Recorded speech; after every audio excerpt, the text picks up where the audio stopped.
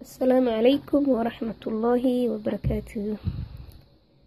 maanta waxaa idin tusayaa wax ka duwan tolidii oo ah sida u samaysan lahayd shelfs waraaqaha aad ku xareysatid iyo dokumentiyada.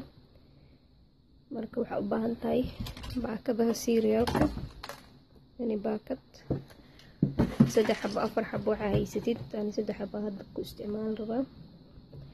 kooladan oo tii lacagta ahayd, maqas ama midan kale ee korontada la gelinayo. kooladan ani tana isticmaala maanta, laakiin tana direct isticmaal kartaa iyo maro aad tusoo qaabka u sameyn kartiin. marka wixii dhan meesha u baahneed soo dhigo, kadib iska wada qaataad halka shay. waxa ugu horeeya sameynayna waxaa waaye afki baakadii baan afka ka jaraynaa. soo ujeedid maqasa soo qaadanay. caruurta wixii caruur ima sameyn karaan ilaa inay waalid la joogaan ma ahane.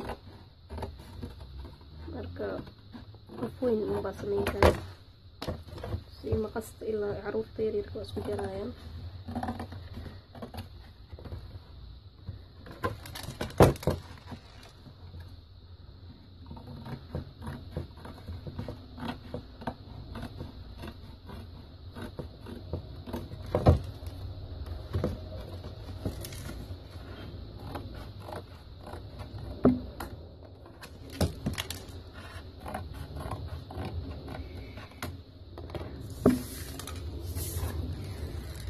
saddexdooda saas usoo jarjar, afka ka wada jar, kadib baakadkiiyo saas meel dhigo.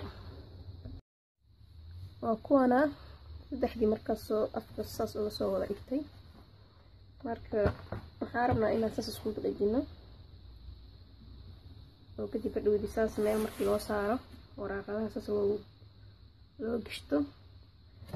marka hore labada ugu horeysa isku dhagi.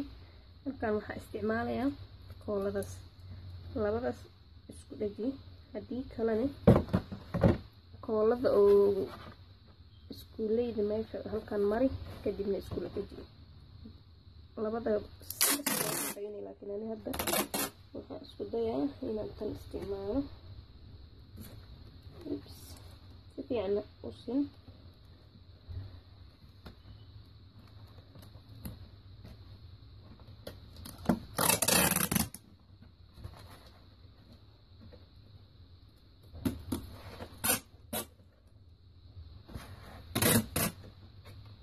هذا ugu yaraan 4 mar ku celi si uuna kaaga fakaro.